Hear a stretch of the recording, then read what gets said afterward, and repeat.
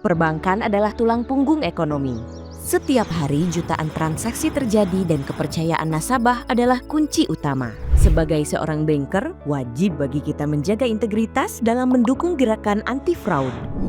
Fraud adalah tindakan penyimpangan dan atau pembiaran yang sengaja dilakukan untuk mengelabui, menipu, atau memanipulasi bank, nasabah, atau pihak lain yang terjadi di lingkungan bank, yang mengakibatkan kerugian dan atau adanya keuntungan secara langsung maupun tidak langsung.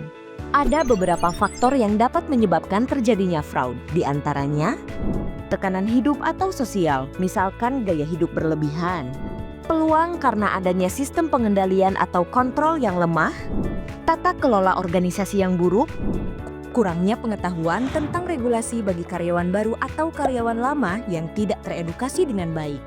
Keyakinan pelaku fraud bahwa tindakannya bukan merupakan suatu fraud dengan mencari pembenaran.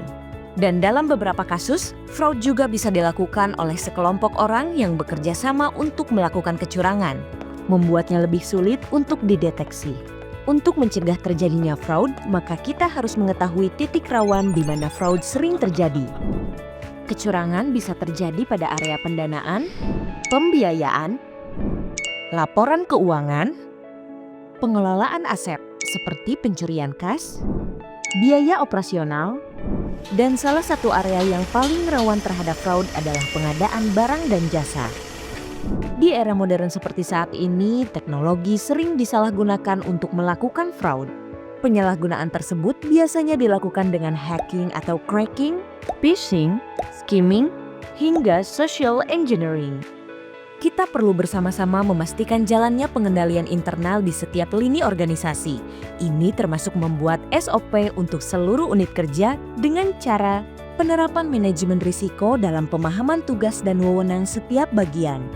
Sistem pengendalian internal melalui pengawasan antar level jabatan atau bagian, melakukan evaluasi SOP secara berkala, dan melakukan pelaporan melalui sarana whistleblowing system agar karyawan bisa melaporkan setiap kejadian kecurangan.